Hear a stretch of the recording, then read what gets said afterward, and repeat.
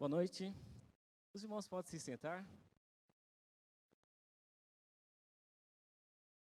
Estivemos louvando o Senhor, os hinos tão maravilhosos. A gente agora cantando Hosana, Hosana nas alturas. E o primeiro hino, a gente clamando ao Senhor para que a nossa nação seja salva.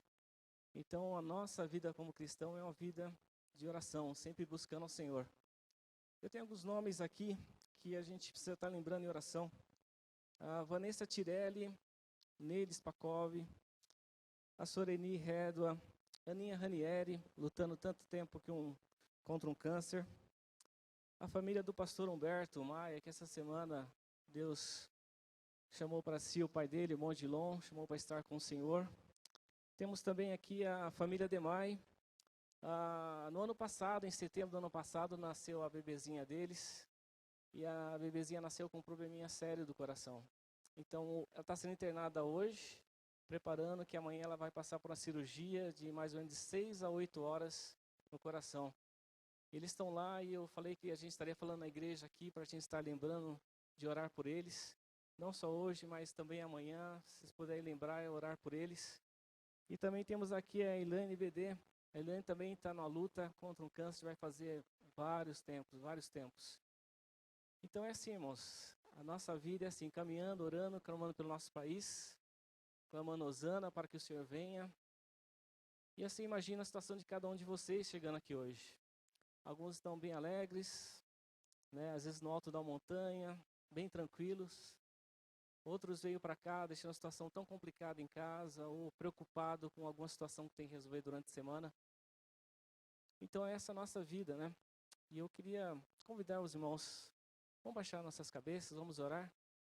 Vou dar um tempinho para os irmãos estarem orando pelos seus pedidos, pelas suas necessidades. Ou em gratidão a Deus pela ótima semana que Deus te deu, com tantas coisas legais que conseguiu fazer. Ou então colocando diante do Senhor essas coisas que você tem para a semana, que está ainda pesando aí no seu coração. Vou dar um tempinho e em seguida estarei orando.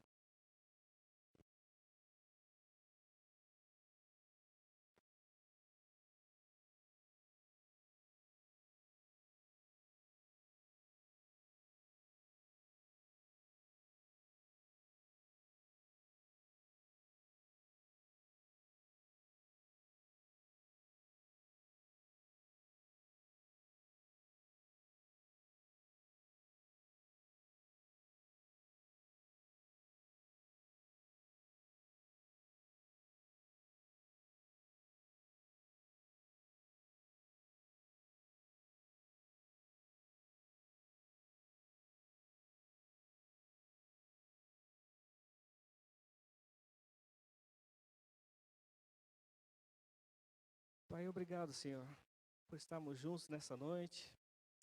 Muito obrigado, Senhor, por tantos hinos tão bacanas que a gente entoou aqui, Pai. Nosso desejo é que todos eles tenham sido agradáveis ao Senhor nessa noite, Senhor.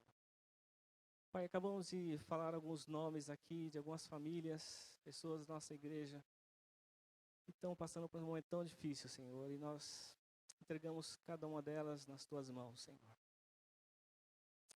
Mesmo que estão hoje, Pai, nesse momento, nos acompanhando tão distante, também nós oramos por eles, Senhor. Pelas nossas famílias, por cada uma dessas pessoas. Pai, nós colocamos diante do Senhor, Pai. Tantas preocupações que nós temos acerca das coisas que temos que resolver durante essa semana. Pedimos a Tua ajuda, a Tua intervenção, Senhor. Tantas coisas que a gente não sabe nem como iremos resolver. Mas sabemos que o Senhor tem resposta certa para todas as coisas, Senhor. Nós confiamos no Senhor, confiamos no Seu poder, confiamos na Tua ajuda, Pai. Queremos colocar também nas Tuas mãos, Senhor, as famílias que estão enlutadas, Senhor, pela perda do ente querido. Deus, a Ti o conforto que vem das Tuas mãos, Senhor. Conforta o coração de cada um, Pai amado. Alguns, Pai, estão com alguns exames marcados para essa semana, Pai, com uns tratamentos tão sérios, Pai. Deus, a Ti que o Senhor ajude, Pai, acompanha, Pai. E dai, Pai, paz no coração, Senhor. Firme convicção de que o Senhor está no controle de todas as coisas. Assim como a bebê Elia, Senhor, lá na Espanha, nesse momento, internada, junto com o Daniel e com a Vanina, na expectativa da cirurgia que vai ocorrer daqui a pouco. Uma cirurgia tão longa, Senhor, tão longa para um bebezinho que ainda vai completar 1 ano de vida. Colocamos toda essa família nas Tuas mãos, Senhor, pedindo a Tua ajuda, Senhor, Tua ajuda. Cuide de todas as coisas, Pai. Cuida dos médicos, dos cuidados médicos. Ajuda o Senhor. E eles estão lá de fora, também, Pai, cuide do coração deles, Pai amado, que eles possam estar em paz, esperando o resultado. E tem misericórdia de nós, Senhor. Nós precisamos tanto do Senhor durante todo o tempo, Pai, na nossa jornada, Senhor. Assim também como alguns de nós aqui, Pai, estão alegres pela semana, pelas bênçãos recebidas, Senhor, nós temos tanto para te agradecer, Senhor, tanto para te agradecer. Sabemos, Senhor, é o Deus, Pai, dos dias bons, também dos dias maus. E só temos que te agradecer, Pai, como diz na Tua palavra, Senhor. Agradecer em todo o tempo ao Senhor. Muito obrigado, Senhor, pelo que o Senhor está fazendo no nosso meio, pelo que o Senhor vai continuar fazendo ainda, Senhor. Temos certeza, Pai, que o Senhor está no controle de todas as coisas. Muito obrigado, Senhor. Te louvamos no nome de Jesus. Amém, Senhor. Nós vamos ver o Morumbi Mais dessa semana. Olá, veja no Morumbi Mais dessa semana as novidades da IB Morumbi.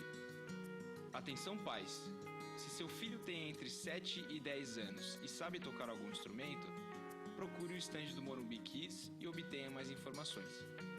No dia 21 de junho, às 17h30, teremos nosso próximo Encontro de Conexão.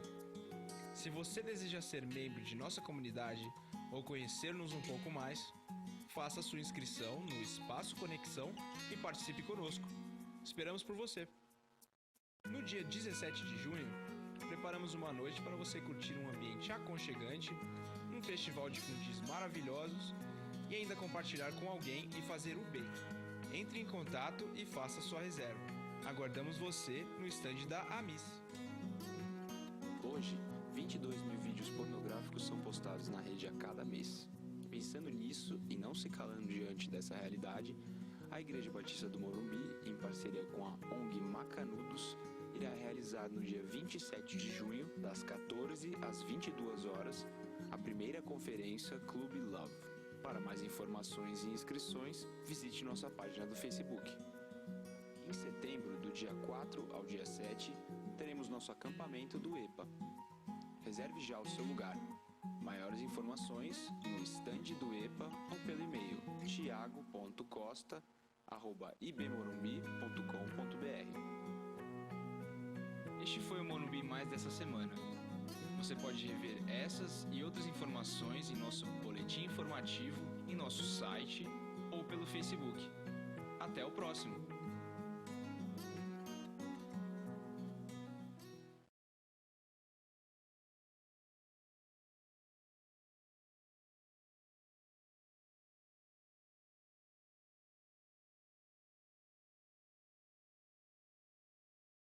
Participar tanto aqui na igreja como através de uma transferência bancária. Temos também a maquininha à disposição lá no fundo da igreja, pode procurar os presbíteros.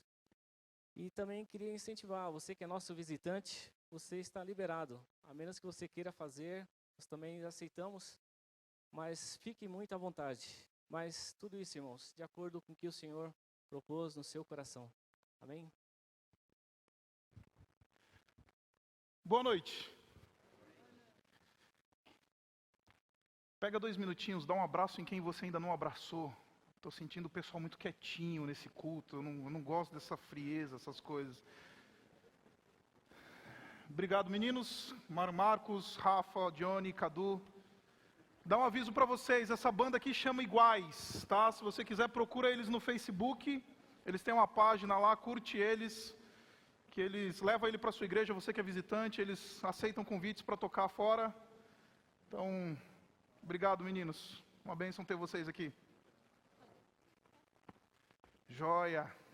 Deixe-me só fazer uma correçãozinha antes da gente entrar no nosso texto bíblico que nós vamos refletir essa noite. Você viu a conferência Club Love que nós vamos ter aqui falando sobre pornografia. Esse é um tema sério que nós aqui na Igreja Batista do Morumbi estamos decidindo levar a sério aqui na nossa igreja. Então, o Ministério X, que é dirigido pelo pastor Leandrinho, ele está trazendo, junto com a conferência Macanudos, com a ONG Macanudos, eles vão promover aqui, então, a conferência Club Love, não é dia 22 como vocês viram no vídeo, é dia 27.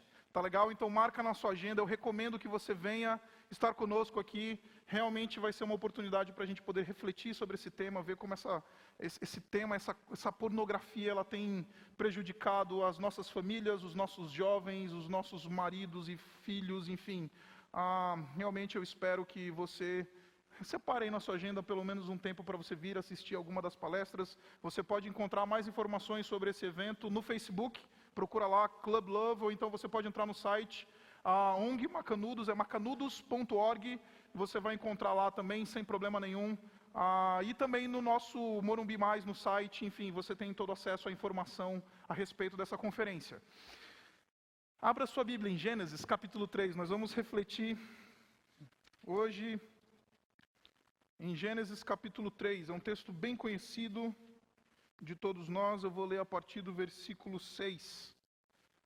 Gênesis capítulo 3, a partir do versículo 6.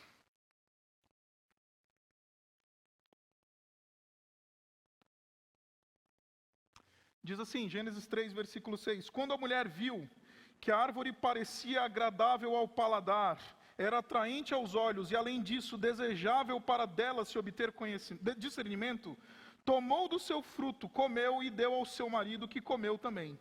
Os olhos dos dois se abriram e perceberam que estavam nus. Então juntaram folhas de figueira para cobrir-se. Ouvindo o homem e a sua mulher os passos do Senhor Deus, que andava pelo jardim, quando soprava a brisa do dia, esconderam-se da presença do Senhor Deus entre as árvores do jardim. Mas o Senhor Deus chamou o homem, perguntando: onde está você? Ele respondeu: ouvi os teus passos no jardim e fiquei com medo, porque estava nu, por isso me escondi. E Deus perguntou: quem lhe disse que você estava nu? Você comeu do fruto da árvore da qual eu lhe proibi de comer? Disse o homem: foi a mulher que me deste por companheira, que me deu o fruto da árvore e eu comi. O Senhor Deus perguntou então à mulher: o que foi que você fez? Respondeu a mulher: a serpente me enganou e eu comi.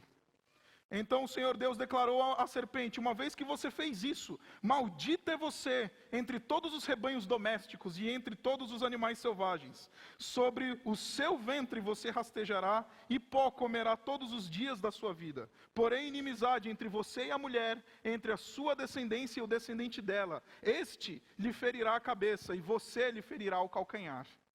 A mulher, ele declarou: multiplicarei grandemente o seu sofrimento na gravidez. Com sofrimento você dará à luz filhos. Seu desejo será contra o seu marido e ele te dominará.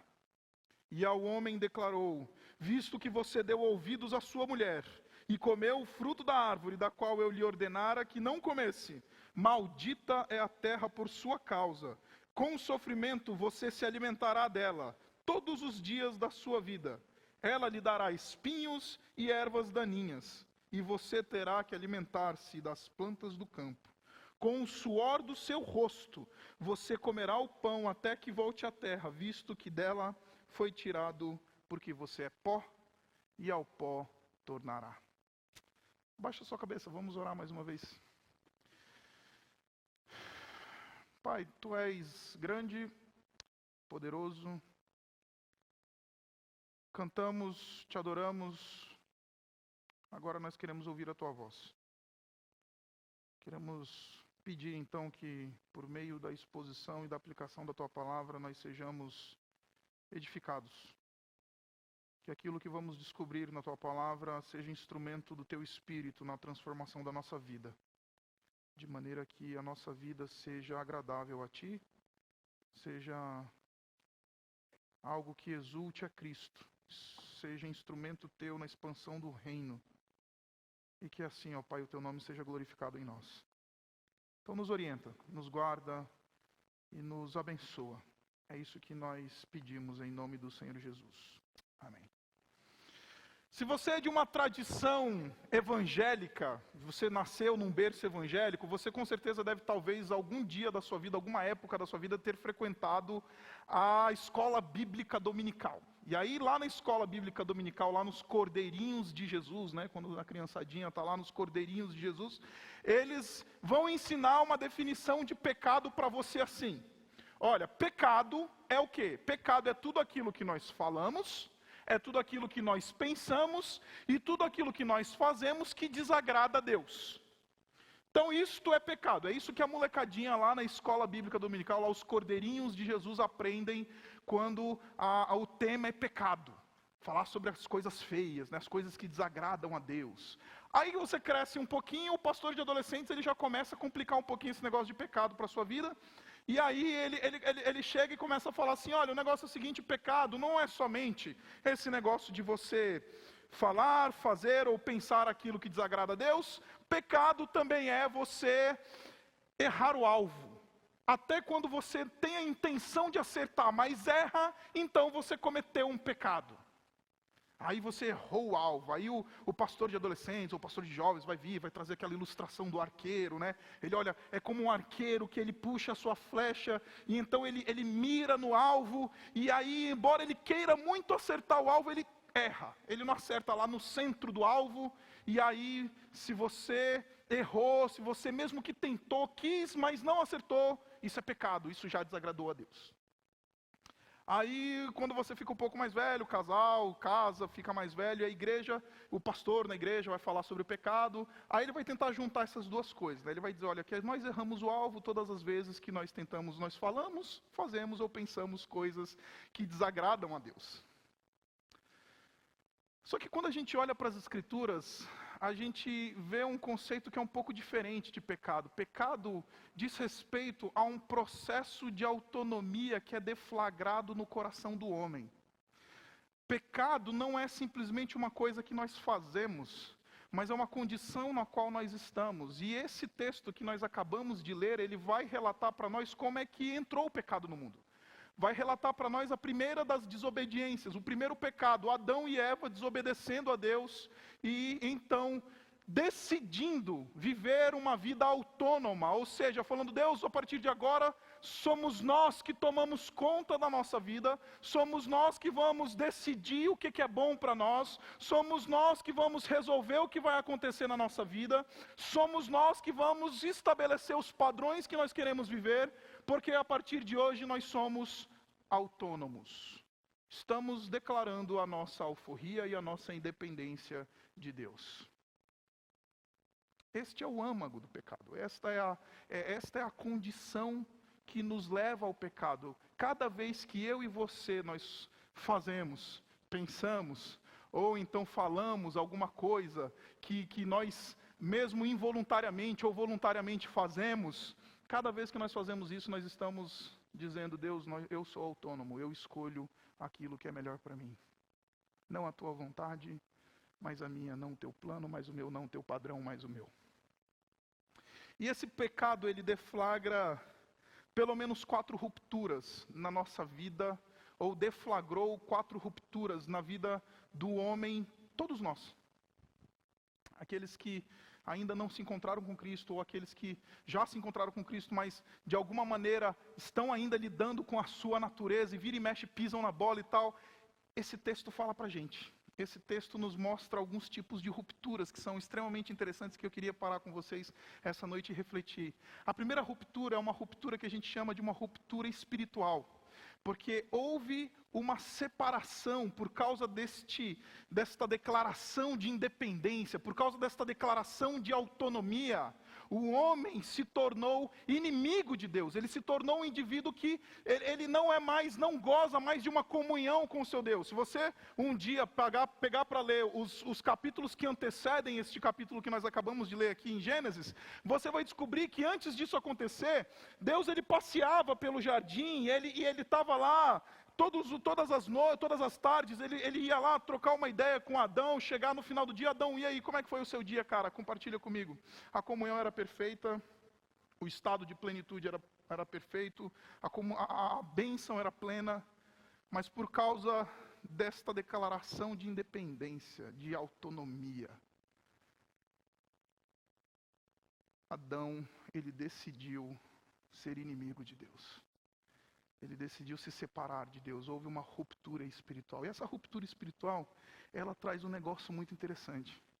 Ela traz o fato de que uma vez que o homem se fez independente de Deus, ele vive um probleminha sério. Porque quando ele se faz independente de Deus, ele passa a desejar ser aquilo que ele não é.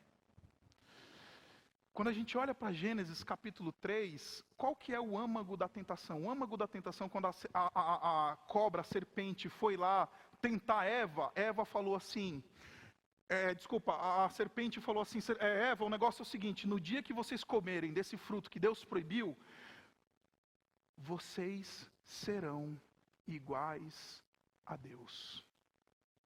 Em outras palavras, essa declaração de autonomia, essa declaração de independência, ela na verdade deflagra em nós e revela em nós uma sensação ou uma condição que nós nunca estamos satisfeitos com nós mesmos. Nós nunca gostamos de ser aquilo que nós somos. Mulherada, deixa eu falar com vocês, o peso. A mulher perde 10 quilos, não, preciso perder mais uns 2, porque a mulher nunca está satisfeita com aquilo que ela é.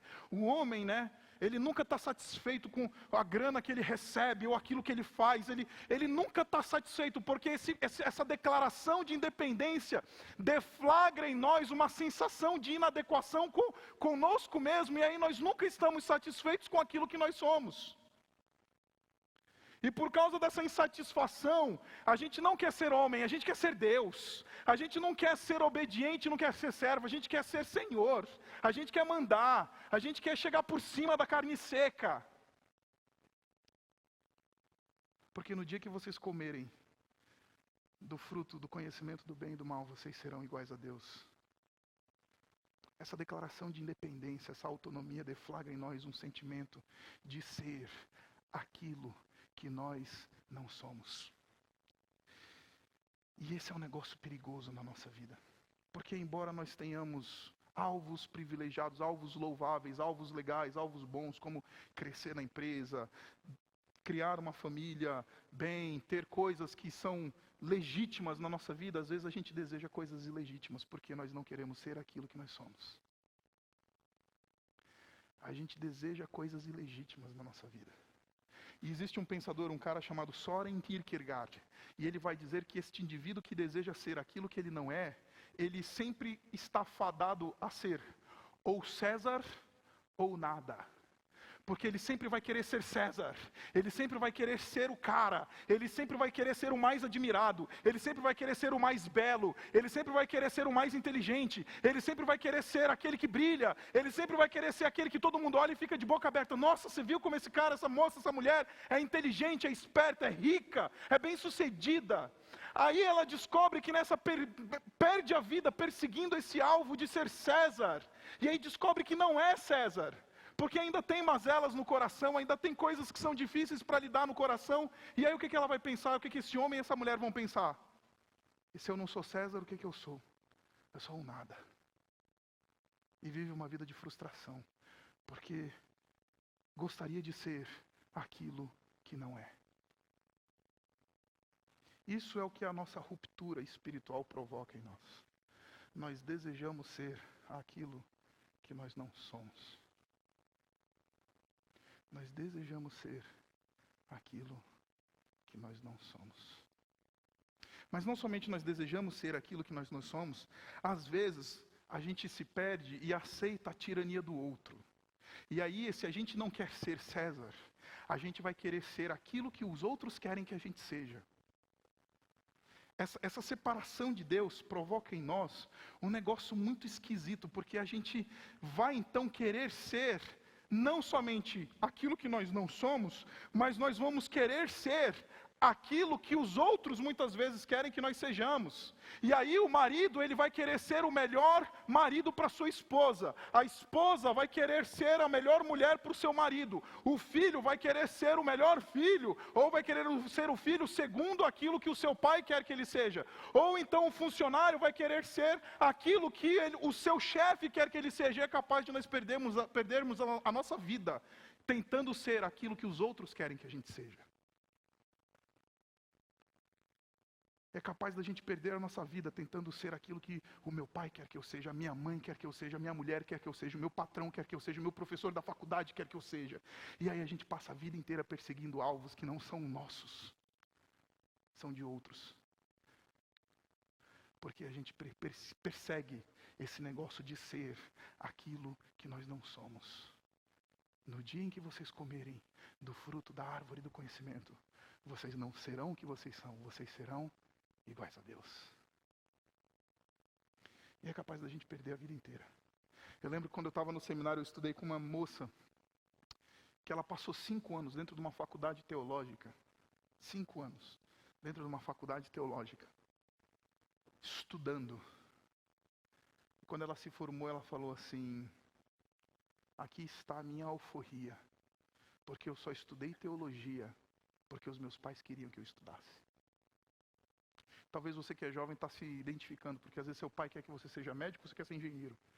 Seu pai quer que você seja isso, você quer ser aquilo. Seu pai quer que você faça isso, você quer fazer outra coisa. Porque muitas vezes a gente aceita a tirania do outro. E então a gente busca ser aquilo que nós não somos, sendo que os outros querem que a gente seja. E isso pega para todo mundo aqui, gente. Não é só para vocês, não para mim. Às vezes eu tenho a tentação de querer ser o líder, ou o pastor, ou o professor que a minha igreja quer que eu seja. Que as minhas ovelhas querem que eu seja, que os meus alunos querem que eu seja. E a gente vive essa vida correndo atrás do vento, porque a gente se rompeu, se separou de Deus. A gente se separou de Deus. Mas não somente o texto vai falar de uma separação espiritual, mas vai falar de uma separação social. Vai falar de uma separação que não é somente na vertical, mas é também uma separação na horizontal. Porque por causa da entrada do pecado no mundo, o homem, ele se tornou inimigo não somente de Deus, mas ele também se tornou inimigo do seu próximo. Porque quando Deus chega para Adão e fala assim: ô Adão, olha, o que aconteceu aí, cara? O que está pegando aí, bicho? Por que vocês sumiram, se esconderam? E aí Adão fala: eu comi. Mas o negócio é o seguinte: foi a mulher que tu me deste, que me deu o fruto e eu comi. E ali aparece a primeira DR. Ali aparece a primeira DR de relacionamentos. Primeira crise conjugal. Tá? Se você tem DRs com a sua esposa, com a sua noiva, com a sua namorada, é graças a Adão e Eva. Tá? Não se esqueça disso. Tá? Quando você tiver que chamar o seu namorado, noivo, marido, enfim, para uma DR, lembre-se, a primeira delas aconteceu em Gênesis capítulo 3. Foi a mulher que tu me deste. E aqui, queridos, a gente tem um negócio extremamente interessante, porque quando a gente fala de um crime, a gente fala de duas coisas. A gente fala de culpa e de dolo. A justiça, o pessoal que é da área do direito sabe bem do que eu estou falando.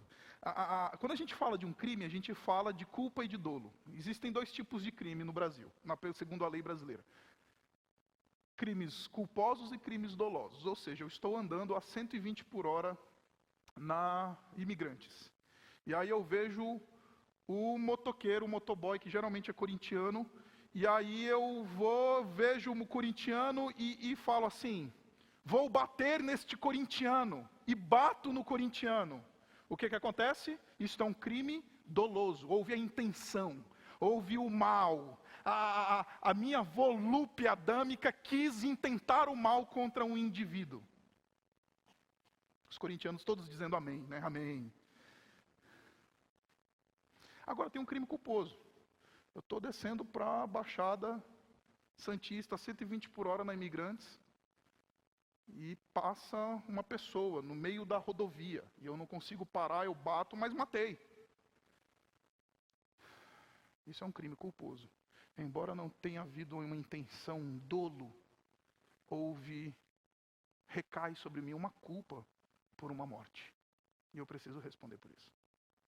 Então, quando a gente fala de crime, nós temos o crime, o dolo e a culpa. E o interessante é que Adão, ele tenta se safar dessas duas coisas. Porque ele fala assim: Deus, quando ele diz assim, foi a mulher que tu me deste, ele está jogando a culpa em Deus. O que aconteceu, Deus, é culpa tua. Porque se tu não tivesse me dado essa mulher, tá? Se tu não tivesse me dado essa mulher, nada disso tinha acontecido. A culpa não é minha. Ele joga a culpa para Deus. E o dolo, ele bota na mulher. A mulher me deu, ela comeu, me deu, e eu comi. Ou seja, a intenção não era minha, a intenção é dela. A culpa está contigo e o dolo está com ela. Eu sou inocente nessa parada. E aí começa a primeira crise conjugal. Primeiro problema, primeira guerra de casais, primeira crise conjugal, primeira DR, primeiro tudo.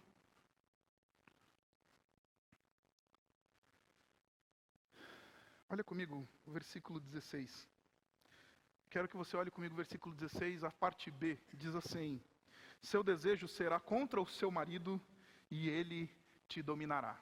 O que é que Deus está querendo dizer? Por causa desse negócio chamado autonomia, porque vocês decidiram sair da minha vontade, da minha obediência, do meu senhorio, o que vai acontecer com vocês? Antes, Deus tinha criado o homem e a mulher para ser uma relação de comunhão perfeita, de unidade perfeita, uma relação conjugal, e não somente conjugal, mas social plena, de intimidade, gostoso, ia ser bom demais, era bom.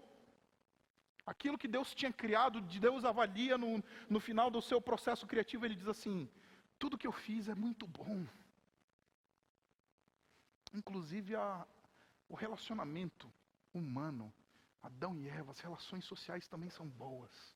Não estão contaminadas pelo pecado.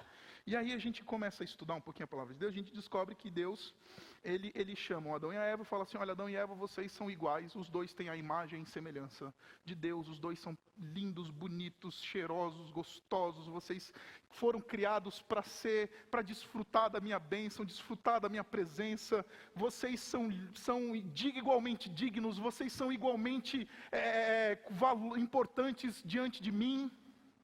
Só que é o seguinte, vocês vão executar funções diferentes. É por isso que vocês não são iguais. Vocês são diferentes. Embora sejam igualmente importantes e valiosos e dignos, vocês exercem funções diferentes. Então ao homem cabe a liderança. Então você, homem, você vai ter que ralar, você vai ter que ser o cara que vai liderar, pesa sobre você a responsabilidade. Tanto é que quando vem o problema, Deus vai procurar primeiro o Adão e não a Eva, embora ele soubesse que era o Adão, que era a Eva que tinha comido o primeiro fruto, ele procura o responsável. Só que essa liderança, ela não é uma liderança como a gente acha que é hoje em dia no mundo corporativo. O mundo corporativo vê o nosso chefe, né? A gente olha para o nosso chefe e a gente fala: tá aí o chefe. Então o chefe domina, o chefe manda, o chefe é chefe. Essa liderança que Deus estabeleceu para o homem, ela é fundamentada em duas coisas: em amor e serviço. Porque ele ama plenamente a sua mulher e a serve, ele é líder sobre ela, ele lidera ela. E essa mulher que vê este homem que lhe ama completamente, que lhe serve de maneira plena, ela fala: cara, eu estou contigo. O que você decidir, o que você quiser, eu vou com você. Aí faz sentido esse negócio, né, de que o teu povo é o meu povo, o teu Deus é o meu Deus, onde quer que deitares, eu deitarei eu, onde quer que pousares, também pousarei eu. Porque essa companhia, ela é natural. Quando uma mulher se sente plenamente amada, quando uma mulher se sente plenamente segura, quando uma mulher se sente plenamente completa pelo seu marido, ela segue o seu marido sem problema nenhum. É isso que Deus desenhou. E você, mulher, você vai completar o seu marido. Ou em outras palavras, você, homem, é incompleto sem a sua mulher. Sem essa mocinha que está aqui do lado aqui, eu sou um traste. É um negócio complicado. Nós homens, sem vocês mulheres, nós somos uma bagunça. Vocês mulheres botam ordem no nosso mundo. Vocês mulheres são de fato aquelas auxiliadoras idôneas que resolvem a nossa vida por nós. Porque nós precisamos de vocês. Nós somos criados por Deus para uma outra função. É por isso que Deus criou e falou assim: não é bom que o homem esteja só, porque nessa coisa bonita, harmoniosa que eu criei, é que vocês vão se sentir plenos e completos. Só que entrou o pecado no mundo. E aquela liderança que era com base em amor e em serviço, aí vira a liderança corporativa, agora é com base em domínio. E aqui essa expressão, e ele te dominará, a expressão dominará, ela só aparece no cenário bélico na Bíblia. Quando um imperador, um ditador, um rei, ele vinha e dominava sobre alguma nação, sobre algum povo, no Antigo Testamento, é quando aparece essa expressão, dominará. É o cenário bélico. E quando a palavra de Deus fala, olha, você mulher, por causa do pecado, o teu desejo será contra o teu marido, é o desejo do UFC, tá? É o contra do UFC. Tá? Quem conhece o UFC sabe o que eu estou falando. Guerra, briga, pau quebrando. E é isso que a gente vê hoje. Não somente uma ruptura espiritual, mas uma ruptura social. E por que eu estou falando isso? Porque é isso que acontece na nossa vida. A gente não sabe mais, a gente escolheu, quando a gente decidiu declarar a alforria de Deus, a gente decidiu viver num mundo em que os nossos casamentos, eles fraquejam, acabam, vivem em crise. A gente escolheu viver num mundo em que a gente não consegue mais se relacionar com os nossos filhos, os nossos vizinhos, os nossos chefes, os nossos colegas de trabalho. A gente não se resolve, a gente não trabalha mais porque todas as nossas relações sociais, elas foram rompidas. O homem, quando ele decidiu declarar a sua alforria, declarar a sua autonomia, declarar a sua independência de Deus, ele se rompeu não somente de Deus, mas também se rompeu do próximo. O terceiro rompimento, eu prometi 4, vamos ver se dá tempo. O terceiro rompimento é o rompimento que a gente chama que é um rompimento antropológico, é um rompimento do homem com ele mesmo. Porque quando você olha para o texto, esse texto que nós acabamos de ver, você descobre que o homem, depois que entrou o pecado no mundo, ele não somente entrou a dor, entrou as doenças, entrou morte. Deus fala, olha, porque tu és pó e ao pó tornarás, por causa do teu pecado você vai morrer. E é exatamente por causa disso que Paulo vai falar que o salário do pecado é a morte, lá em Romanos capítulo 3. Porque não somente diz respeito às doenças físicas, mas especialmente diz respeito às doenças da alma. E aí esse negócio de, Deus, eu tive medo, eu tive culpa, eu fui me esconder.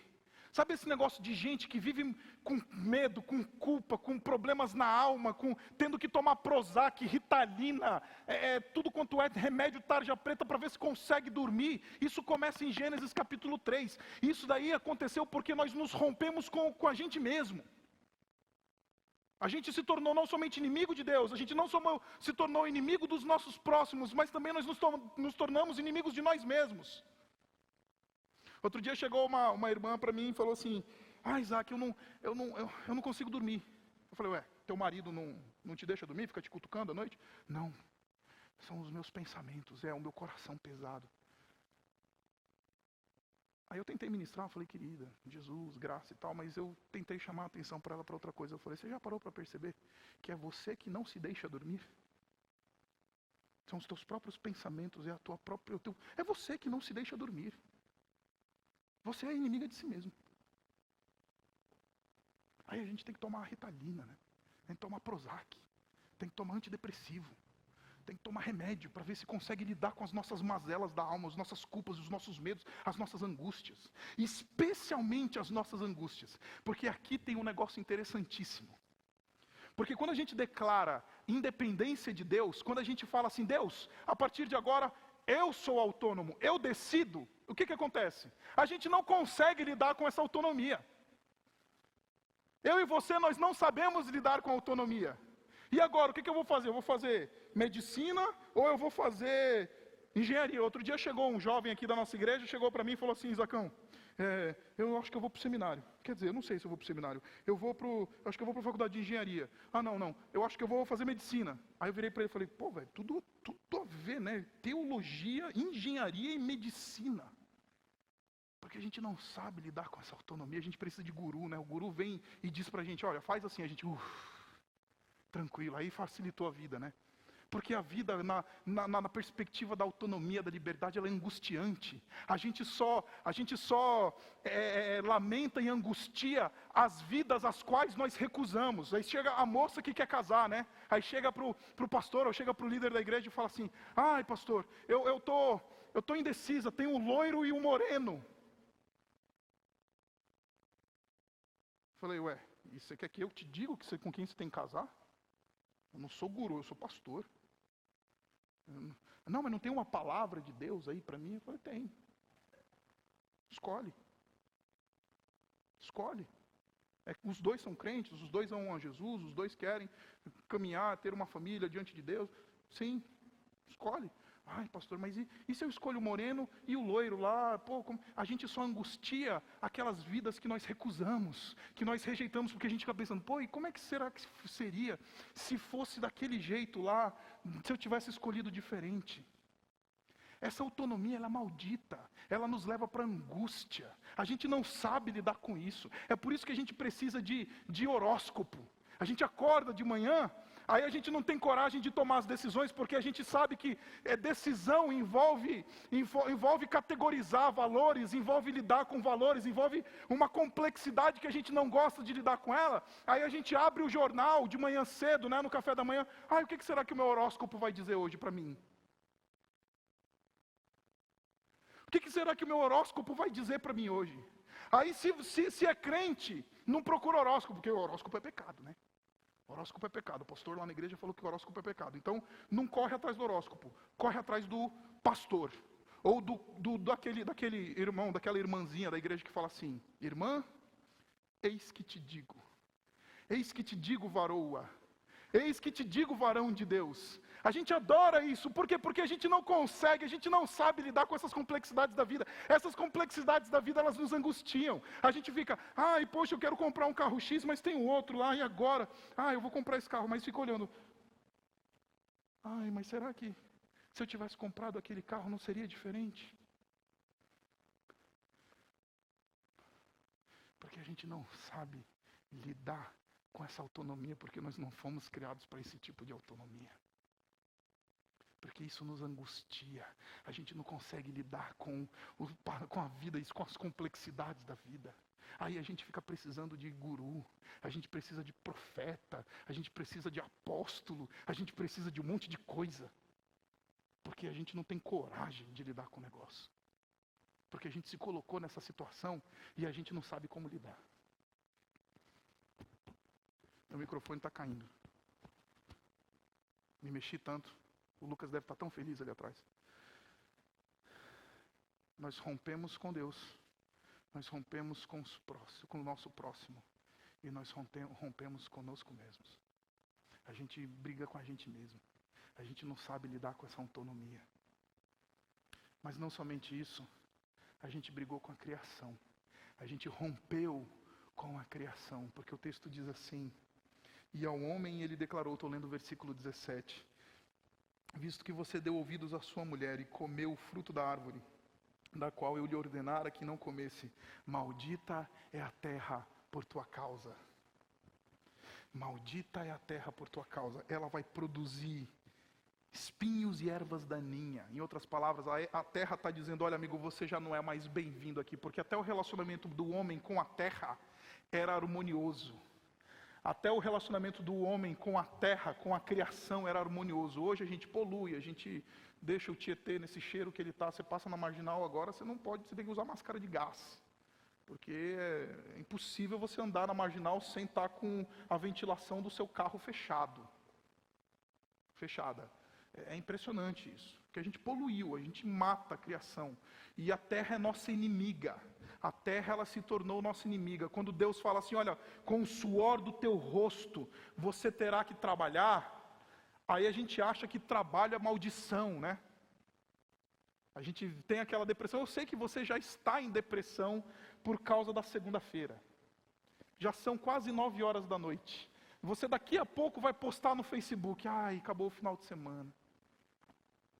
Aí amanhã de manhã cedo você vai postar no seu Instagram assim, aquela foto do ursinho se arrastando assim, né? Aí você fala assim, vou para o trabalho. Porque a gente tem essa visão de que trabalho é maldição, né? Por causa do Adão, tá vendo? Maldição. Olha, com o suor do teu rosto você vai ter que trabalhar. Queridos, essa é uma visão muito errada da Bíblia. Trabalho, ele existiu antes da queda. Deus, quando criou o homem, Deus já criou o homem para o trabalho. Ele já falou assim, Adão, o negócio é o seguinte, cara. Você vai trabalhar, eu te criei para o trabalho. Qual que é o teu trabalho? Dominar sobre a criação e subjugar a terra. É isso que você tem que fazer, dominar e subjugar, administrar, desenvolver. Esses dois verbos hebraicos, eles têm esse sentido de administrar e desenvolver. Ou seja, um homem, ele já tinha um chamado para trabalhar antes de cair, antes de cometer pecado. Só que a diferença é que antes do pecado, o homem trabalhava num ambiente que lhe era favorável. Agora, depois do pecado, ele trabalha num ambiente que lhe é desfavorável. Aí é por isso que você chega no trabalho e todo mundo quer puxar o teu tapete. É por isso que você chega no trabalho e o mundo a empresa está de cabeça para baixo. Todo mundo é inimigo de todo mundo. Porque agora a gente trabalha num ambiente que é desfavorável para a nossa produção.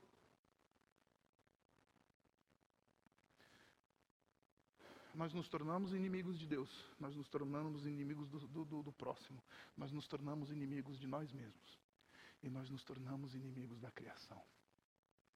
Sabe, essa agenda de sustentabilidade não está na propaganda do Bradesco, não está na propaganda das outras empresas aí que estão gritando aos quatro ventos. Greenpeace, né? Greenpeace tem a agenda da sustentabilidade. A agenda da sustentabilidade está na Bíblia, porque a Bíblia diz, a terra ela é sua e a terra é de Deus. No dia que você usar a terra como se ela fosse de Deus, para que você usufrua debaixo do domínio de Deus, debaixo da autoridade divina, você não vai ter um usufruto da terra que vai ser degradável. Vai ser bom, você vai desenvolver a terra.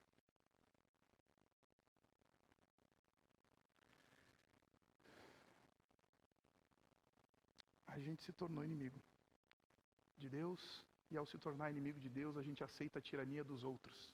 E de si mesmo, a gente quer ser aquilo que a gente não é. A gente quer ser aquilo que os outros querem que a gente seja. A gente se tornou inimigo do próximo e os nossos relacionamentos todos estão quebrados.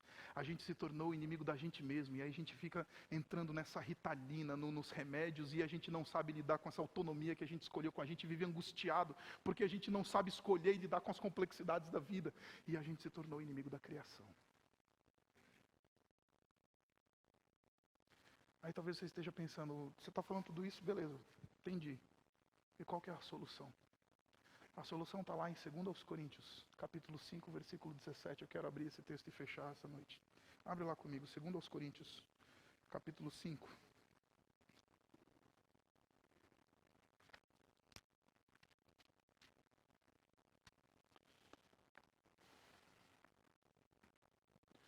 Segundo aos Coríntios, capítulo 5, versículo 17. Segundo aos Coríntios 5, 17 diz assim: portanto, se alguém está em Cristo, é nova criação. Essa criação que se quebrou, não é mais, é nova. Porque as coisas velhas já passaram, e eis que tudo se fez novo.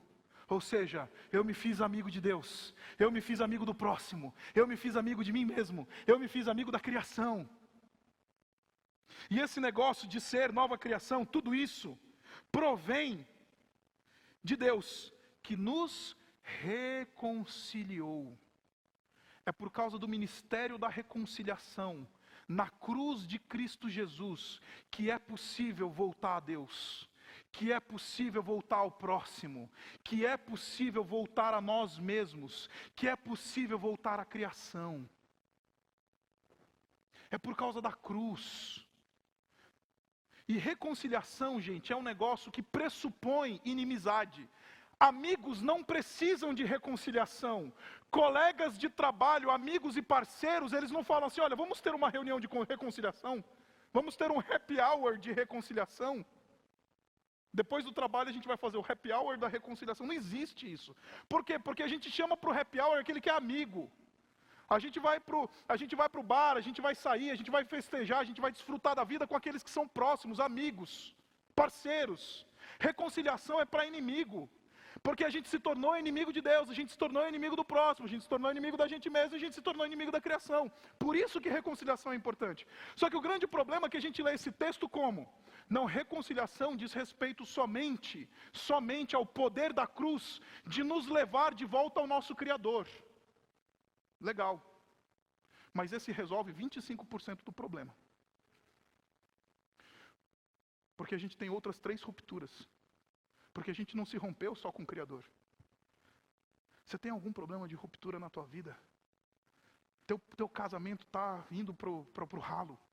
A tua vida, os teus relacionamentos, os teus irmãos, os teus pais, seja lá o teu amigo próximo, as pessoas no trabalho, como é que está o teu relacionamento? O que eu vim dizer para você é que a cruz, ela soluciona e reconcilia também as esferas humanas dos relacionamentos. É o poder de Deus para que a gente possa virar para nossa esposa e falar assim, me perdoe. Eu quero me reconciliar contigo, eu quero voltar a ser unido a ti.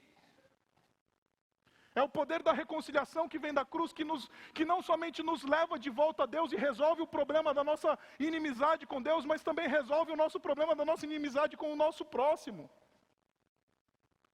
E é por causa da cruz que a gente tem todo o poder e toda a possibilidade de chegar com aquela pessoa com quem nós estamos rompidos e falar, olha, que haja paz entre nós, que haja amor novamente,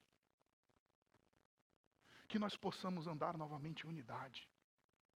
Que eu vim dizer para você, você que está com seu casamento, hoje à noite existe reconciliação pela graça de Cristo à sua disposição. Sai daqui, vai para casa e te acerta com teu marido, te acerta com a tua esposa.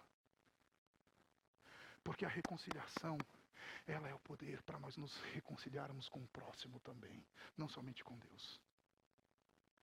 E é uma lógica, porque aquele que se reconcilia com Deus, ele naturalmente vai se reconciliar com o seu próximo. Ele não vai ser mais inimigo dos outros, porque ele já é amigo de Deus. E por ser amigo de Deus, ele vai se reconciliar com o seu próximo. Mas não somente o poder da reconciliação nos leva de volta para o próximo, mas nos leva de volta para nós mesmos. Porque a gente se encontra com a gente mesmo. A gente se encontra com as nossas mazelas, com as nossas culpas, e a gente descobre que a cruz, ela redimiu as nossas culpas, ela redimiu os nossos pecados, ela redimiu essa angústia que a gente tem na nossa vida, e aí a gente consegue falar para Deus, Deus, muito obrigado pela tua graça, e agora já não tem mais culpa, agora já não tem mais nada que possa me separar de ti, agora eu já posso viver em paz e leve, com meus pensamentos tranquilos, a minha cabeça em paz, sem nenhuma pressão psicológica, porque eu sei que o teu perdão está sobre mim. Aí eu durmo em paz. Aí eu deito a minha cabeça no travesseiro e falo, Senhor, muito obrigado, porque agora eu estou leve, porque agora a minha vida é outra, porque agora eu posso descansar. É o poder da reconciliação que me ajuda a lidar com essas mazelas e com essas angústias que nós temos ao ter que lidar com as complexidades da vida. Porque quando a gente se reconcilia com Deus, quando a gente se reconcilia com o próximo, quando a gente ama a Deus acima de todas as coisas, tomar uma decisão vai ser fácil. Porque a pergunta vai ser, o que convém ao meu Senhor? Fazer isso ou fazer aquilo? Fácil. Diz um teólogo chamado C.S. Lewis, ele diz que é célebre essa frase, ele diz assim, ame a Deus acima de todas as coisas, e amor só é possível entre indivíduos reconciliados. Ame a Deus acima de todas as coisas, e faça o que você bem entender. É estando reconciliado com Deus que a gente goza, não de uma liberdade maldita que nos angustia por causa das nossas decisões, das complexidades da vida, mas é por causa da reconciliação que a gente consegue voltar para Deus e então lidar com uma liberdade que é bendita, porque tudo aquilo que a gente vai decidir na nossa vida fica fácil, debaixo do temor do Senhor, debaixo do amor de Deus, debaixo da graça da cruz. Aí não tem mais medo de tomar uma decisão, já não tem mais angústia, porque é o poder da reconciliação que nos leva de volta não para Deus, não somente para o próximo, mas nos leva de volta para a gente mesmo. E finalmente, é o poder da cruz e da reconciliação.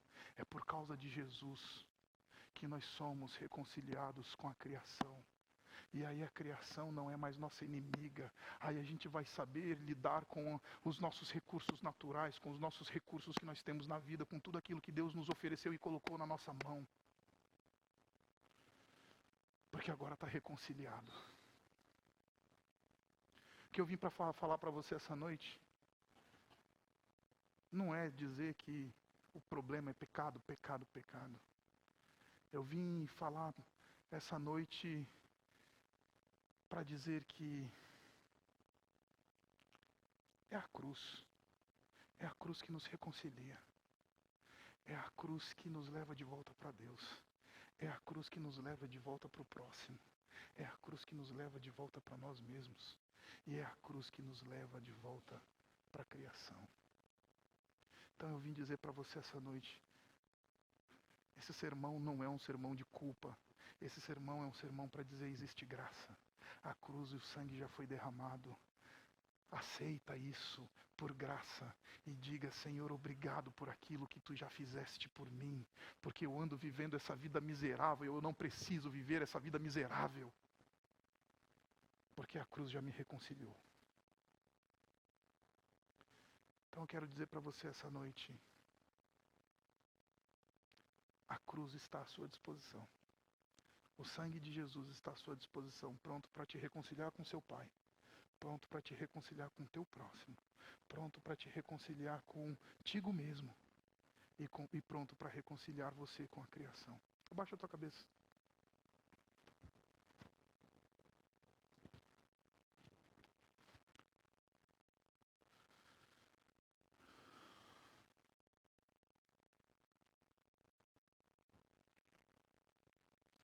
Talvez enquanto você ouvia essa palavra, alguns sinos bateram no seu coração, na sua mente. Alguns faróis acenderam. Talvez um farol vermelho, talvez um farol amarelo de atenção. Ei, presta atenção nisso. Não fui eu, foi o Espírito Santo que fez isso. É o Espírito Santo tentando te trazer para a reflexão. Te ajudando e te chamando para considerar a tua vida. Considerar o teu momento diante de Deus. Considerar aquilo que você tem vivido.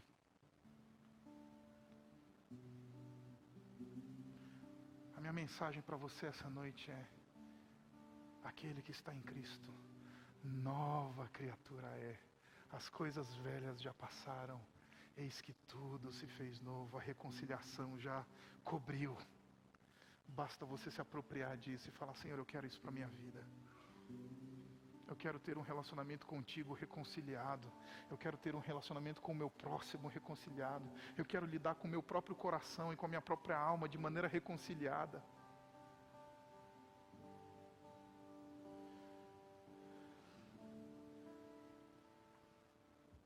Fala com teu pai e diz: Senhor, hoje eu quero sair daqui reconciliado, leve. Pronto para enfrentar uma semana com a certeza de que tua graça está sobre mim. De que teu amor ele é presente. De que eu não preciso viver as turras com ninguém. De que o teu chamado para a minha vida é um chamado de amor, de reconciliação, de graça e de paz. Pai, estamos aqui, Senhor. E não há ninguém aqui nesse lugar que não precise disso. Todos nós, Pai, do menor ao maior, nós precisamos disso. Nós precisamos nos reconciliar contigo. Então nos abençoa. E muito obrigado porque Cristo já morreu. Cristo já ressuscitou. A obra da cruz já foi consumada. E por isso, ó Pai, nós podemos voltar a Ti. Por isso nós podemos voltar para o próximo. Por isso nós podemos voltar para nós mesmos. E também podemos voltar para a criação que Tu criaste. Nos guarda e nos abençoa. Em nome do Teu Filho que nós oramos. Amém.